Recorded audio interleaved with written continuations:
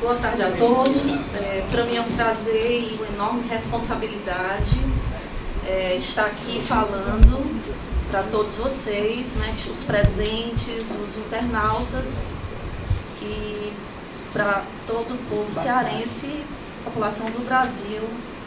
Se Deus quiser, todo mundo vai ficar atento e vai perceber a gravidade do que a gente está vivendo. Bom, eu estou aqui falando em nome do coletivo Juristas Cearenses pela Legalidade e Democracia.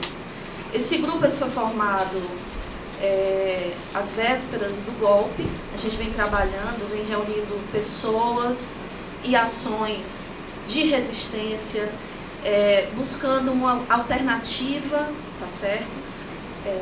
Diante de todos esses fatos que a gente está vivendo. Nós temos um esclarecimento mais aprofundado de todas essas questões. Isso nos deixa, obviamente, mais doloridos e mais sensibilizados com tudo que a gente está vivendo. Cada vez que a gente reavalia o caso Lula, a gente se sente mais entusiasmado a defender uma outra proposta, senão essa que a gente está vendo sendo implementada pelas instituições brasileiras. Eu gostaria de fazer uma pequena análise do processo para vocês. Essa análise ela não é exaustiva, mas eu quero que vocês saibam, que vocês fiquem cientes que nós temos um processo que correu, que culminou com uma condenação, tá certo? Um processo em que a gente defende, né, o coletivo Juristas pela Democracia ratifica a defesa realizada pela defesa, pelos advogados do ex-presidente Lula. E o processo é um processo que corre sob a condução de um juízo incompetente, tá certo? Esse juízo, também existem provas no processo da suspeição desse juiz, tá certo? Existem provas no processo de uma condução irregular com relação à garantia de defesa. Várias provas que foram postuladas pela defesa do ex-presidente Lula foram indeferidas, dentre as quais a prova pericial, que era uma prova relevantíssima para o deslinde do julgamento. Nós temos uma outra gravidade envolvendo a condução do processo, que é a correlação negativa entre a peça acusatória e a condenação.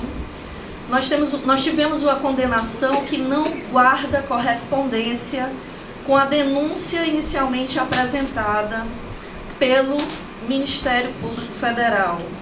A denúncia envolvia a elaboração, a suposta corrupção passiva envolvendo 3 contratos da Petrobras.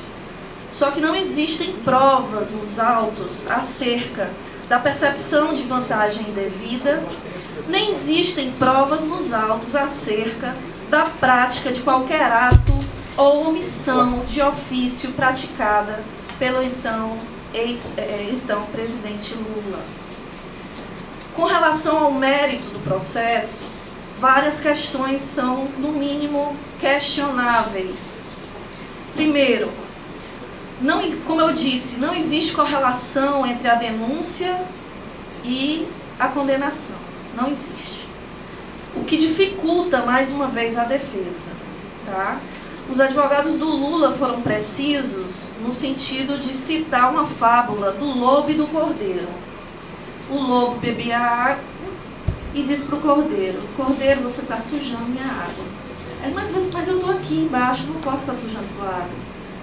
Não, mas não é você que está sujando, foi seu pai, foi seu avô, foi seu tio. Ou seja, a acusação ela não fechou, não se fechou para propiciar uma defesa correlata e uma condenação correspondente.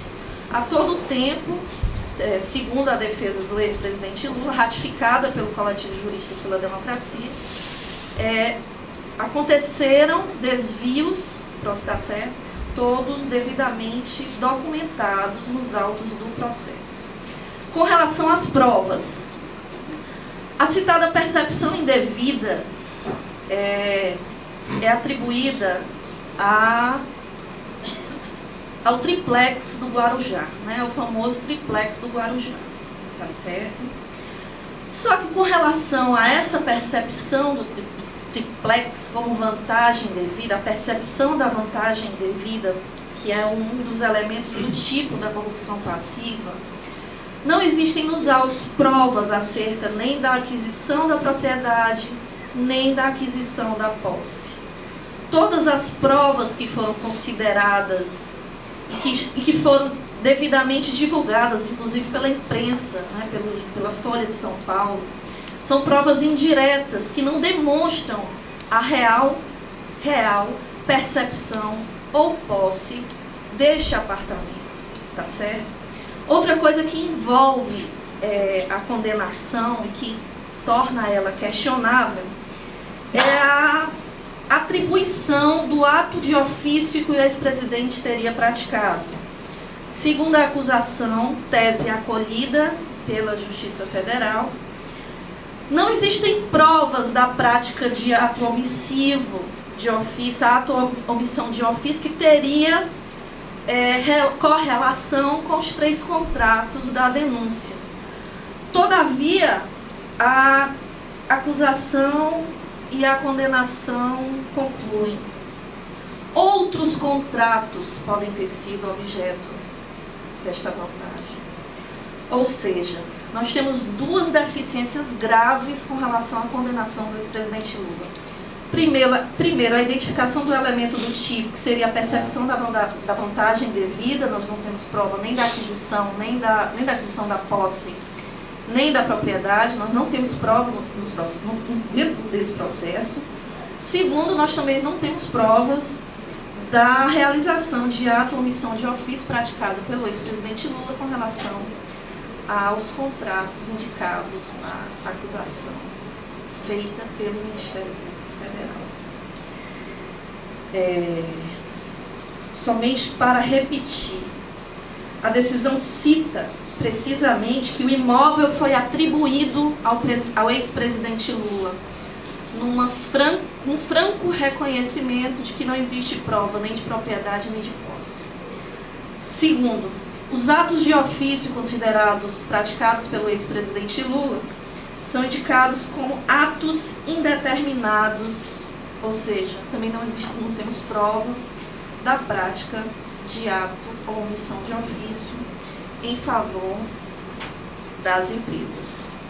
Somente para concluir, tá certo? A prova principal do processo trata-se da delação de Léo Pinheiro. Léo Pinheiro, nesse mesmo diálogo, cita João Vacari, Tecla Duran, Paulo Okamoto e um outro executivo da OAS. Léo Pinheiro, que é corréu e acusado, foi ouvido e a fala dele, o depoimento dele, constitui a principal prova desse processo. Todavia, não foram ouvidos os demais indicados nesta delação. João Vacari Neto não foi ouvido nesse processo. Tecla Duran não foi ouvido nesse processo. Paulo Okamoto não foi ouvido nesse processo. E o terceiro executivo da OAS também não foi ouvido nesse processo. Todas essas provas foram solicitadas pela defesa do ex-presidente Lula e não foram acolhidas. Para terminar mesmo, os juízes consideraram na sua condenação a denominada teoria do domínio do fato. Ou seja, eles se utilizaram de provas indiretas, de circunstâncias, de presunções, de elementos indiretos e construíram a condenação. Eu queria só alertar a todos que a teoria do domínio do fato, ela foi idealizada no período que precede o nazismo, que ela foi aplicada para perseguir empresários na Alemanha, no período do nazismo, e que ela volta a ser utilizada de modo questionável na nossa fraca democracia brasileira. A dosimetria da pena também é algo a ser impugnado. Nós temos um ex-presidente da República com domicílio fixo, com 72 anos de idade, relevantes serviços prestados à nação brasileira, reconhecimento internacional, sem antecedentes criminais, que foi condenado, tá certo? Sem que o fato em si fosse analisado. A personalidade do réu foi o elemento mais considerado na dosimetria da pena. E isso ofende, todo criminalista vai entender o que eu estou dizendo, o princípio da culpabilidade, que é um dos elementos mais importantes na fixação da pena. Por fim, eu queria só concluir com uma frase que eu li hoje pela manhã do professor Afrânio Silva Jardim. Eu nem sabia que viria aqui para cá. Li isso hoje de manhã. Ele, cansado do magistério na Faculdade de Direito, diz que não se sente, ele disse, eu não mais me sinto seguro aqui no Brasil. Queria só dizer e ratificar as palavras do professor Afrânio Silva Jardim. Se a ausência de provas permite a condenação de um ex-presidente da República, nosso judiciário criou jurisprudência para apenar qualquer um de nós. Qualquer pessoa que eles queiram. Nós perdemos, o Brasil perde, tá certo? A garantia do devido processo legal e de vários princípios constitucionais que foram assegurados, que foram conquistados pelas nações do mundo inteiro, à custa de muito suor e de muito sangue. A gente volta no tempo e volta muito no tempo. Eu vou agradecer a atenção de vocês e vou deixar o meu querido Martoni falar. A parte constitucional, eu tenho certeza que vai ser show vindo da fala dele. Obrigada, gente.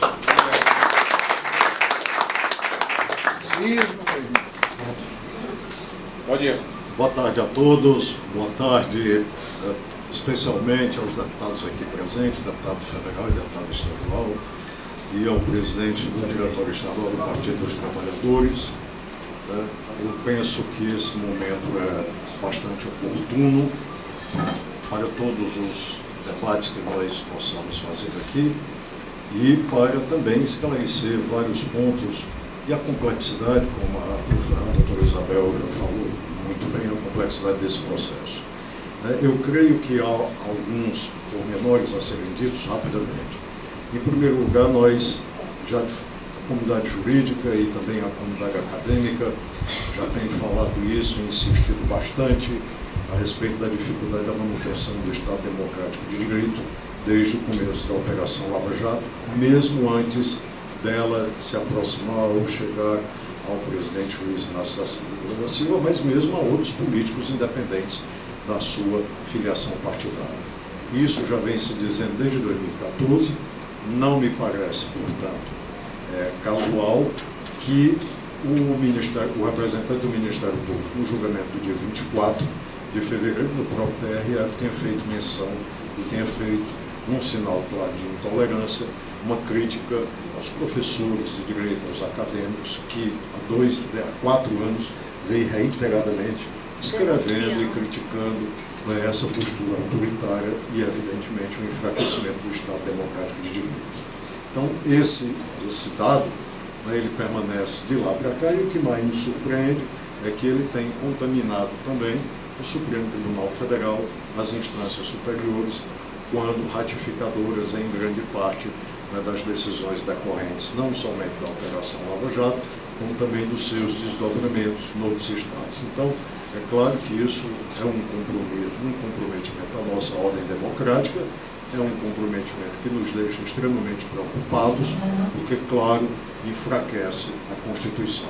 E nós, por exemplo, temos um exemplo que eu caracterizo como talvez até pela simplicidade desse exemplo, né, o caso da nomeação do ex-presidente Lula para o cargo de ministro civil e depois a nomeação de Moreira Franco no mesmo Supremo Tribunal Federal, com 2 decisões díspares, e agora todos defendendo a tese de que é correta, de que o Poder Judiciário não pode se excluir na nomeação dos ministros do chefe de Estado. Claro, ela era correta em 2016, quando o presidente Lula foi vítima de uma decisão meramente política do ministro Gilmar Mendes, e ela é correta hoje para os casos de Moreira Franco e de Cristiano Brasil. Então, isso demonstra bem o enfraquecimento do nosso sistema jurídico, do nosso sistema constitucional. E o enfraquecimento disso se deu, claro, né, agora, de uma maneira mais contundente, a não deixar dúvida, que já vinha acontecendo há bastante tempo. Né? Por exemplo, o Supremo Tribunal Federal pode afastar senador no mandato, no exercício do seu mandato? Não pode. Não podia fazer isso com Delcy, não podia fazer com o Aécio Neves. Simplesmente não pode estar na Constituição. Por que fez? Por que houve uma reação num caso, uma reação no outro caso? Isso é péssimo para a democracia brasileira. Nós sabemos disso. Isso é péssimo. Não somente, evidentemente, isso não tem uma repercussão somente, claro, relativamente àquele lado daquele partido político. Isso alcança todos os espectros e está aí as coisas para serem provadas, o quanto é negativo embarcar, na verdade, nessa ideia. Então, o julgamento do dia 24 de janeiro é uma prova disso. Né? Eu queria registrar que o meu reconhecimento, né, da competência técnica e da altivez da defesa do presidente Lula, principalmente nas pessoas dos advogados Cristiano Zanin Teixeira e Valesca Teixeira. Altivez, claro, e o que não significa grosserias ou nenhum gesto nesse sentido, significa muito mais a convicção, na verdade, e o papel do advogado, ou seja, o papel do advogado de defesa de um processo penal. Então, isso é como se deve ser feito, ou seja, deve-se defender a tese, defender o cliente com aqueles instrumentos que a lei, claro, e a Constituição põe ao dispor do profissional advogado. Nesse processo do Lula foram aventadas 6 preliminares. O que chama a atenção é que nenhuma das preliminares no recurso de apelação foi sequer enfrentada, pelo menos quando a gente viu no julgamento. Ainda não conhecemos o inteiro teor dos votos, até porque não foram ainda colocados disponíveis no processo eletrônico. Naturalmente, os advogados do presidente Lula, do ex-presidente Lula, devem ter isso, mas nós ainda não tivemos. Acredito que numa breve questão de tempo teremos essa perspectiva. Mas das 6 preliminares, né, nada disso foi conhecido. E pelo menos ali, objetivamente, havia uma preliminar, e essa tem repercussão em todo o processo, que deveria ser aceita porque foi uma manifestação do Supremo Tribunal Federal, a preliminar de suspeição do juiz. O próprio juiz reconheceu perante o então ministro Teori Zavascki que havia errado, e o próprio ministro, na sua decisão, disse que ele havia tomado uma decisão ilegal. Ou seja, então, objetivamente, essa preliminar, que é uma preliminar de suspeição, ela teria que pagar o processo ou deslocar o processo para outra vara. Há mais sobre isso. No recurso da apelação a respeito da suspeição do juiz, que foi julgado no Tribunal Regional Federal da 4ª Região, para o Superior Tribunal de Justiça, o parecer da subprocuradora da República foi pelo conhecimento da suspeição. O ministro relator, ministro Félix Fischer, recebeu em decisão monocrática, negou seguimento ao recurso, mas a subprocuradora da República fez o agravo de regimento, que não foi julgado até agora. Portanto, há um elemento objetivo, forte, de que o juiz Sérgio Moro era suspeito para o julgamento do ex-presidente Lula, e que a suspeição havia motivos fundados para discutir. Quem está dizendo isso não é o Partido dos Trabalhadores. Quem está dizendo isso é um parecer da Subprocuradoria Geral da República, que oficia junto ao Superior Tribunal de Justiça. Portanto, é um dado objetivo que deveria ser considerado.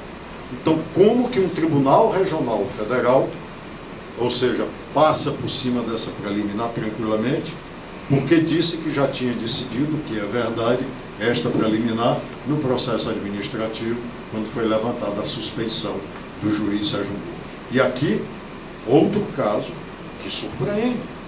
Na decisão do desembargador relator Rômulo Pisolati, ele disse de maneira bem clara que nós estamos vivendo um estado de exceção e que, dado o aspecto excepcional da Operação Lava Jato, medidas excepcionais são permitidas. Portanto, medidas como a que o representante do juiz Sérgio Moro tomou de divulgar conversas telefônicas onde uma pessoa com foro privilegiado, que era então presidente Dilma Rousseff, estava presente e que desloca automaticamente a competência para o Supremo Tribunal Federal, está no âmbito da discricionalidade de um magistrado eleitoral. Ou seja, um tribunal que tem uma coragem constitucional de fazer esta afirmação não causa a menor surpresa em nós, quando este mesmo tribunal, na verdade, divulga a decisão tomada por unanimidade perante a 8ª turma do Tribunal Regional Federal da 4ª Região. Então há outras preliminares. A preliminar, além da preliminar de suspeição do juiz, há aquelas preliminares: violação do direito de ampla defesa pela não ouvida de testemunhas, violação do direito de ampla defesa pela denegação da prova pericial a respeito do percurso do suposto dinheiro que teria beneficiado o presidente Luiz Inácio Lula da Silva, e a não ouvida de depoimentos. Ou seja, são 6 preliminares arguidas que o tribunal, no julgamento, os 3 desembargadores federais, simplesmente disseram que se trata de questão já resolvida e debatida amplamente no tribunal. E isso não obsta de conhecer uma nova questão se ela trouxer novos elementos, como era o caso daquela que trazia novos elementos. E a principal delas, quando um tribunal se recusa a ouvir uma testemunha que eventualmente não tenha sido ouvida no primeiro grau, que é o caso da testemunha Tacla Duran, aqui referido pela doutora Isabel, o tribunal nega vigência ao artigo 616 do Código de Processo Penal, que é bem claro. O juiz ou o tribunal poderá, sim, inquirir testemunhas de ouvir, se julgar necessário. E o tribunal acata o argumento da primeira instância, que simplesmente diz: não é necessário porque, ele não tem nada a dizer. Como que eu sei que ele não tem nada a dizer se eu não ouvi? 2, ele não é testemunha idônea. Ele é uma testemunha foragida. Mas o Corréu Léo Pinheiro é testemunha idônea. Ou seja, que ele estava preso é testemunha idônea. Aliás, a outra preliminar, o fundamento da sentença e o tribunal ratificou isso várias vezes, o conjunto de fatos, de indícios, desautorizam a necessidade da prova. E neste conjunto estaria a declaração do diretor da OAS, Adelmário Pinheiro, ou Léo Pinheiro, e do outro âmbito, salvo engano, Agenor Rocha, salvo engano. Então, esses 2 depoimentos, junto com os outros depoimentos, seriam suficientes para comprovar e prescindiriam, claro, do necessário acompanhamento da prova da delação premiada. Ou seja, a palavra de um Corréu que não se submete ao julgamento da verdade, porque ele está na condição também no efeito de Corréu, evidentemente, e isso tem um peso decisivo para os desembargadores, teve um peso decisivo na condenação, que a lei não autoriza que se faça. Ou seja, que não autoriza o magistrado a fazer esta ponderação a ponto de condenar alguém na pena privativa de liberdade, como foi o caso. O outro aspecto que salta aos olhos é uma questão de direito civil sobre o proprietário sem propriedade, ou a propriedade sem prova. Isso, evidentemente, viola completamente os institutos de direito civil e os institutos de direito da propriedade. A propriedade imóvel é completamente diferente da propriedade móvel. A propriedade móvel, qualquer aluno de direito, qualquer pessoa sabe, se dá pela tradição, se eu entrego essa caneta a Isabel, essa caneta passa a ser dela, isso é um bem móvel, não há nenhum problema. A propriedade imóvel é diferente, ela tem determinados requisitos, até porque a propriedade privada, principalmente a propriedade imóvel, é um dos pilares da civilização ocidental que resolveu, o mundial que resolveu estabelecer o direito de propriedade com a sua espinha dorsal, por mais que a nossa Constituição tenha dito que esse direito de propriedade se submete à chamada função social da propriedade. Então, como que um juízo, agora um juízo coletivo, ou seja, colegiado, prescinde de uma determinação expressa do Código Civil moderno brasileiro, que exige determinadas formalidades para a prova da propriedade e utiliza o contrário, diz que a ausência desta prova é a prova da ilegalidade, portanto, da ocultação patrimonial suficiente à caracterização do crime de ocultação de patrimônio. Aqui, recentemente, apareceu um dado novo, mas que também a instância julgadora superior de segundo grau, no caso o TRF4, poderia fazer. É a confusão entre a decisão da vara de execuções do Distrito Federal, portanto a Justiça Estadual, e a decisão do juiz Sérgio Moro. Nós temos então o Poder Judiciário, a Justiça Comum Estadual, dizendo que aquele bem, a propriedade daquele bem é de uma determinada construtora, a ponto de autorizar com liquidez e certeza em processo de execução. É bom lembrar que processo de execução não comporta mais discussão sobre o mérito.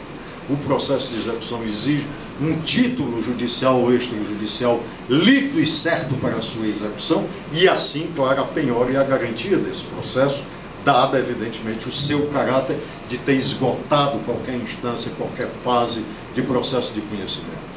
E mesmo assim, no máximo, aliás, na pior das hipóteses, se houvesse uma justiça que tivesse dúvida, ou pelo menos quisesse chegar até a mesma decisão que chegou, mas fizesse um caminho, ou seja, juridicamente e processualmente adequado, teria, por exemplo, o próprio tribunal pode fazer a suscitação do conflito de competência, porque eu tenho uma decisão de uma justiça comum estadual que é tão justiça quanto a justiça federal. Não há hierarquia entre as justiças. Uma está dizendo que um elemento central decisivo de um processo que poderá culminar na imputação da pena privativa de liberdade de um cidadão, na verdade, que um bem há uma indefinição quanto à propriedade do bem. Se esse bem foi dado em garantia, e isso cria outras confusões processuais. Se esse bem foi dado em garantia em outros processos, como no juízo de São Paulo, e há comunicação do juiz Sérgio Moro para o juiz de São Paulo, que evite penhoras a recair sobre aquele imóvel, porque aquele imóvel está em discussão na vara da Justiça Federal, e um juiz de São Paulo, estranhissimamente, se curvou a isso, porque ele poderia dizer: o senhor não tem competência na minha vara, ao senhor falta jurisdição, ou seja, na decisão dos meus feitos. O senhor é competente para decidir na 13ª vara de Curitiba sobre os chamados crimes de colagem branco, de lavagem de dinheiro, etc. Aqui é um juízo, mas há um conflito. E esse conflito, claro, nesse nível é resolvido pelo STJ. Ou seja, deveria ter sido suscitado um conflito nessa perspectiva que poderia perfeitamente, claro, ter possibilitado ao réu, como a defesa do réu do presidente Lula peticionou, poderia ter possibilitado tomar conhecimento até do que se tratava, que ação de execução é esta, movida por quem, por quais razões e qual foi o rol de bens que o credor eventualmente encontrou em nome do devedor, onde estão esses bens, quem são esses bens, tudo isso são elementos da ampla defesa processual. Bom, esse fato também, a esse fato nós agregamos outros, a doutora Isabel já falou. Mas o principal, dois fatos, né, chamam a nossa atenção, né, que são fundamentais, porque apesar de se tratar de uma apelação penal, dizem respeito diretamente ao que nós temos na Constituição, porque envolve direitos e liberdades fundamentais. O primeiro deles é a condenação sem prova. O tribunal, ao dizer que o conjunto de indícios constitui-se em elemento idôneo para apreciação e validade de prova, isso não está na Constituição. Isso não está claro também em nenhuma da legislação infraconstitucional, muito menos na legislação penal, conhecida pelo seu rigor, de escolher a literalidade, de escolher aquilo que tem certeza, aquilo que não causa dúvida, para ensejar uma condenação criminal ou de pena privativa de bens ou de liberdade. Esse é um dos mais graves elementos que eu reputo. O segundo deles, e nós pensávamos que nós já havíamos superado, porque isso houve muitas discussões, nós tivemos discussões nesse sentido, desde o julgamento da ação penal 470, na verdade, do chamado mensalão, e nós, a academia, professores, debatemos muito sobre esse tema, que se chama a respeito da reutilização da teoria do domínio do fato, mais uma vez, de forma equivocada. A teoria do domínio do fato, em primeiro lugar, é bom que se esclareça, né, ela é uma formulação, como disse a doutora Isabel, uma formulação de Klaus Roxin, e ela nasceu a partir da observação dos crimes do Tribunal de Nuremberg. Mas é uma derivação da teoria do domínio do fato, que eles chamam teoria do domínio da organização, que é uma outra coisa, porque naquela ocasião nós temos filmes, nós temos imagens, ou seja, das autoridades em campos de concentração ordenando, tem fotografia, é completamente diferente. O próprio professor Klaus Roxin e seus seguidores, também, entre os quais vários brasileiros, todos eles, claro, como Luiz Greco e etc., que estudam na Universidade de Munique. Aliás, hoje tem uma entrevista de um deles na Folha de São Paulo a dizer: a teoria do domínio do fato não pode ser aplicada aos chamados crimes de corrupção. A teoria do domínio do fato, ela se aplica àqueles crimes de estelionato ou, claro, a homicídios. Não pode se aplicar ao modelo penal de crimes de corrupção, porque aqui nós temos a questão da posição. E a teoria do domínio de fato, na teoria do domínio de fato, não alberga a culpa de alguém em crime de corrupção, simplesmente decorrente da posição que ele ocupava, especialmente nos dias de hoje, com a ramificação da ação do Estado por vários de seus órgãos. Governante nenhum tem condição no mundo de saber, por exemplo, o que é que um determinado agente ou o que é que um determinado militar, ou seja, descumpre uma ordem ou viola a lei em qualquer lugar do Estado. O presidente dos Estados Unidos, nesse caso, ou o presidente de qualquer Estado que esteja impotente, ele não pode ser responsabilizado por um eventual crime comum que um oficial seu pratique num bar ou pratique num campo de luta ou noutra instituição. Exatamente dada essa dificuldade de comprovação. Por que isso? Porque essa exigência da prova? Porque se trata de direito penal, se trata daquilo que vai objetivamente privar uma pessoa da liberdade. E quando se trata disso, nós temos isso desde o século XV, ou desde o século XVI. Quando se trata disso, é necessário que se cerque de toda a cautela para aquilo que é sabido desde a antiguidade. Não se correr o risco de condenar um inocente. É melhor livrar os culpados do que condenar o inocente, do que a prática de uma injustiça nesse sentido. Então, aplicar a teoria do domínio do fato nos crimes chamados de corrupção, decorrente da posição, que foi o que o Tribunal Regional Federal fez, corresponde a tudo, menos à teoria do domínio do fato. Se o Tribunal Regional Federal, ou se o Poder Judiciário brasileiro quiser aplicar isso, pode até fazer, mas não recorra a uma teoria que não existe para dar substrato a uma formulação que é eminentemente sua e que não encontra respaldo, claro, na doutrina, na teoria, muito menos na jurisprudência. Esse é um fato absolutamente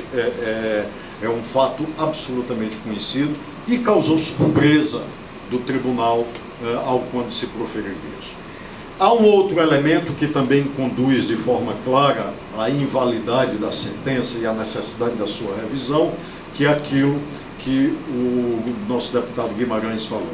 É óbvio, quem acompanha o Poder Judiciário, principalmente órgãos colegiados, como o Rodrigo, a doutora Isabel, nós que estamos todo dia presenciando ações e julgados, tanto de órgão de juízos monocráticos aqui em Fortaleza ou nos tribunais, nós sabemos disso e nós sentimos. Isso é uma prática comum. A combinação entre os julgadores para um determinado objetivo. Essa é uma estratégia, do jeito que advogado tem estratégia, magistrados também possuem as suas estratégias. Esta é uma estratégia conhecida, ou seja, de combinar a votação para evitar determinados recursos que a lei garante à defesa, que a lei garante àqueles que são os litigantes em processo administrativo ou em processo judicial. Quando se observa, como nós podemos constatar, os desembargadores se autoelogiando, os desembargadores aderindo ao voto e às causas uns dos outros, sem nenhuma contestação, especificamente relativa a questões absolutamente controversas em qualquer órgão colegiado, como a dosagem da pena, na aplicação da pena e a valoração das provas. Então, isso nos causa surpresa quando nós constatamos esse objetivo. Então, há, evidentemente, ali uma combinação clara. E o que nos leva, eu aqui encerro, ao segundo ponto. O aumento da pena significa, claro, para que se dificulte numa estratégia meramente processual, para que se dificulte a prescrição. Ocorre que isso, numa discussão mais técnica, eu poderia explicar, porque há o crime mais grave e o crime menos grave imputável ao presidente, portanto há uma prescrição maior e há uma prescrição menor, e isso, claro, é tratado pelos artigos do Código de Processo Penal, ou seja, em razão da idade do presidente, que já se aplica a prescrição pela metade, ou seja, todos esses pontos, mas há alguns advogados que defendem esta possibilidade. Eu também, isso está na lei. O nosso grande desafio, que é o que remanesce desde 2014, é fazer com que a lei simplesmente seja aplicada, que é o que não tem se conseguido fazer. Tem prevalecido o convencimento individual de cada juiz, o convencimento pessoal, como se esse convencimento pudesse se sobrepor à lei e à Constituição. Então,